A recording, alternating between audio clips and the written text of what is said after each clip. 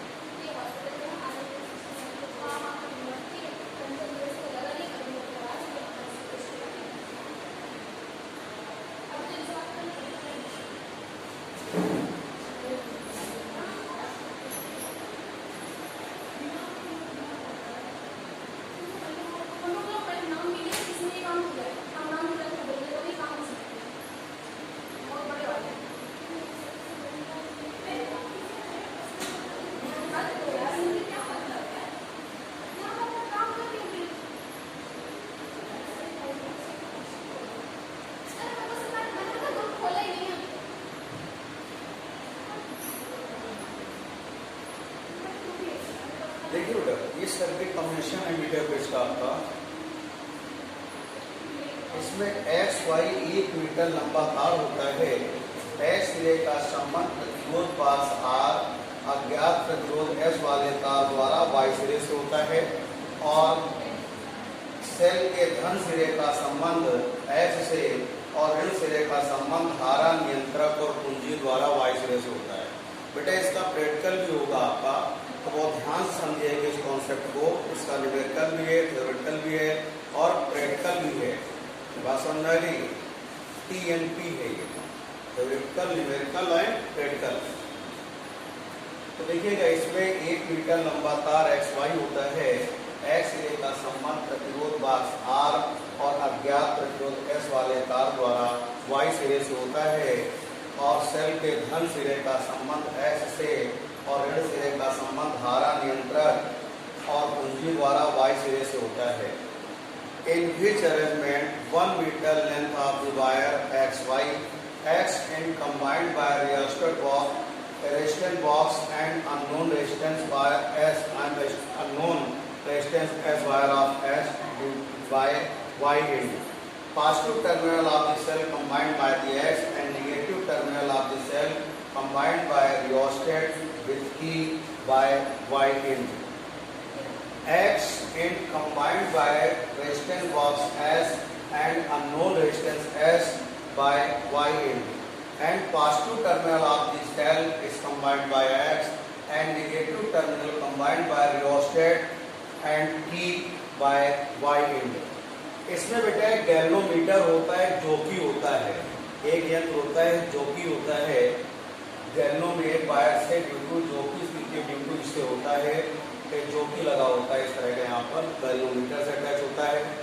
अब एक से ध्यान दीजिएगा, करना क्या होता है, आप यहाँ से रेजिस्टेंस बॉक्स से, इसमें बहुत सारे रेजिस्टेंस लगे होते हैं, की लगी होती है। मान लीजिए अब इससे रेजिस्टेंस वायर से जिस की को आप निकालेंगे उस वैल्यू का रेजिस्टेंस क्या होगा, एक्टिवेट हो जाए सर्किट में, यानी कि वो प्रतिरोध कार्य करने लगेगा। तो इसमें मान लीजिएगा आपने 5 ओम का यानी 5 ओम का रेजिस्टेंस क्या किया, एक्टिवेट किया। तो इसको, इस वायर के जॉकी को इस पॉइंट से इस पॉइंट तक इसमें टच कराते हैं, यानी कि स्पर्श कराते हैं। अब ध्यान दीजिए, ऐसा इसको रगड़ते नहीं, क्या करते हैं, टच कराते हैं, इस तरह से, इस तरह से, इस तरह से। तो गैल्वेनोमीटर में डिफ्लेक्शन डेवलप होता है। आप सपोज करिएगा आपने 10 ओम का रेजिस्टेंस एक्टिवेट कराया, तो भी इस पॉइंट से इस पॉइंट तक क्या होता है, रेजिस्टेंस डेवलप हुआ, सॉरी आपका डिफ्लेक्शन डेवलप हुआ, यानी करंट फ्लो हुई। अब मान लीजिए 20 ओम पर आपने जब रेजिस्टेंस इसको एक्टिवेट किया, तो इस रेजिस्टेंस पर x इनसे स्मॉल l डिस्टेंस पर इस पॉइंट से इस पॉइंट तक टच करा रहे हैं। तो x इनसे स्मॉल l डिस्टेंस पर C पॉइंट पर सपोज करिए, इसमें कोई भी डिफ्लेक्शन नहीं होता है गैल्वेनोमीटर में, यानी कोई भी करंट फ्लो नहीं होती है। इसका मतलब ये होता है, ये इसका बैलेंसिंग पॉइंट है, यानी कि संतुलन बिंदु है। क्या है, बैलेंसिंग पॉइंट है, यानी संतुलन बिंदु है। तो करते क्या है बेटा, आप रेजिस्टेंस बॉक्स से रेजिस्टेंस को चेंज करते हुए जॉकी को इस पॉइंट से इस पॉइंट तक टच कराते हैं। सपोज करिए एक रेजिस्टेंस कैपिटल R पर आपको नल पॉइंट मिलता है, यहाँ पर कोई भी डिफ्लेक्शन डेवलप नहीं होता है, तो ये मीटर ब्रिज की बैलेंसिंग पोजीशन यानी कि संतुलन की अवस्था कहलाएगी। आप देखिए पूरा ये 1 मीटर यानी 100 सेंटीमीटर है, ये डिस्टेंस है तो क्या हो गई, 100 माइनस एल हो गई। अब देखिए इसमें एकांक लंबाई के एकांक लंबाई का प्रतिरोध रो है। Rho is a resistance of per unit length of the wire. तो सपोज करिएगा इस पॉइंट तक का रेजिस्टेंस आपके पास P है और इसका रेजिस्टेंस क्या है, Q है। और rho is a resistance of per unit length of the wire, तार की एकांक लंबाई का प्रतिरोध है। तो यहाँ पर देखिएगा P इक्वल टू होगा बेटा रोयल, Q इक्वल टू होगा रो इंटू क्या होगा 100 माइनस एल। अब देखिए क्वेश्चन नंबर 1 हो गई, क्वेश्चन नंबर 2 हो गई। According to Wheatstone principle P upon Q, यानी बीट सिद्धांत से P upon Q equal to R upon S, rho l upon rho into 100 minus L equal to R upon S। बेटा रो to row cancel हो गया, S equal to होगा यहाँ से रो इंटू ये हो जाएगा S इक्वल टू होगा R into 100 minus L upon L. इस तरह से आप क्या करते हैं, मीटर ब्रिज के इंटू अज्ञात तार का प्रतिरोध ज्ञात कर लेते हैं, यानी अननोन रेजिस्टेंस फाइंड करते हैं मीटर ब्रिज के इंटू। इतनी बात समझ में आ गई। तो ये था बेटा मीटर में, बात समझेंगे। मीटर प्रैक्टिकल पूछा जाता है, इसको मीटर ब्रिज क्यों कहते हैं, क्योंकि बेटा इसमें 1 मीटर लेंथ का वायर होता है और बीट स्टोन प्रिंसिपल पर वर्क करता है, इसीलिए इसको आप क्या कहते हो, मीटर ब्रिज कहते हो। क्या कहते हो बेटा, मीटर ब्रिज कहते हो।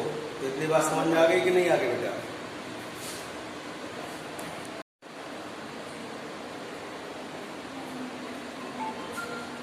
नेक्स्ट टॉपिक आप देखेंगे पोटेंशियल मीटर, यानी कि विभव मापी। बेटा विभव मापी क्या होता है, विभव मापी एक ऐसा यंत्र होता है जिसके द्वारा किसी सेल का विद्युत वाहक बल ज्ञात किया जाता है। ड्यू टू दिस अरेंजमेंट और system we find the EMF of the cell, EMF of the cell. आप क्या करते हैं, विभव मापी एक ऐसा यंत्र होता है जिसके द्वारा किसी तार का अज्ञात किसी भी सेल का विद्युत वाहक बल ज्ञात किया जाता है। Due to which arrangement we find the resistance of EMF of the cell known as a potential meter.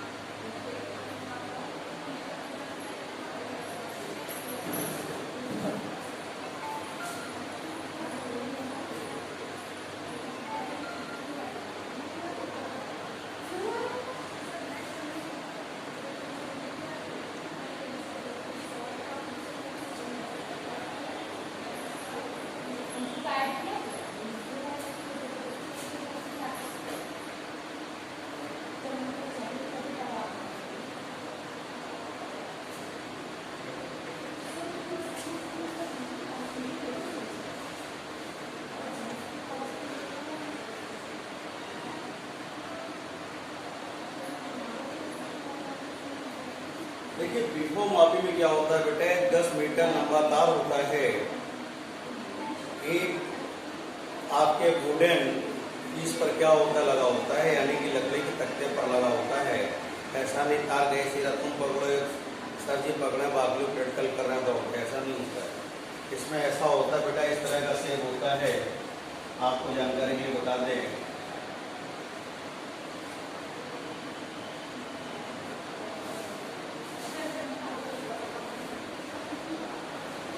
इस तरह का सेब होता है बेटा, और इसमें इंटरनली ये वायर क्या होता है, अटैच होते हैं। बस समझ में आ गई। ये लेटेस्ट आपका पोटेंशियोमीटर होता है, इस तरह से कॉम्बिनेशन के लिए बने होते हैं। ये आपका पोटेंशियोमीटर का यानी विभव मापी का क्या है, सर्किट डायग्राम है। कौन सा ग्राम है बेटा, सर्किट डायग्राम है। तो आप देखिएगा इसमें 10 मीटर लंबा तार XY होता है। एक्स सिरे का संबंध बैटरी के धन सिरे से और ऋण सिरे का संबंध कुंजी और धारा नियंत्रक द्वारा वाई सिरे से करते हैं। जिस सेल का विद्युत वाहकबल ज्ञात करना होता है उसके धन सिरे को एक्स से और ऋण सिरे को गैल्वेनोमीटर द्वारा जोकी से अटैच कर देते हैं। ये इसकी 3 पोजीशन है बेटा। In which arrangement 10 metre long wire XY X is combined by positive terminal of the battery and negative terminal of the battery combined by key with rheostat by Y end। जिस यानी कि आपको जिस cell का EMF find out करना होगा उसके positive terminal को X से और नेगेटिव टर्मिनल को गैल्वेनोमीटर के ड्यू जोकी से अटैच करते हैं। बेटा जब दो कंपेयर किया जाता है तीन ही कंडीशन पॉसिबल हैं, कम होगा, ज़्यादा होगा, बराबर होगा, चौथी आज तक नहीं बनी है। तो आप देखिए जोकी को जब सपोज करिएगा J1 पॉइंट अटैच करते हैं, जोकी को सपोज करिए आप J1 पॉइंट पर अटैच करते हैं, तो बैटरी के सिरों का विभवांतर potential difference of the terminal of the battery is greater than, एक पॉइंट है, is greater than EMF of the cell, that is mean current of the battery is greater than current of the cell, यानी कि battery की धारा cell की धारा से क्या होगी, ज़्यादा होगी।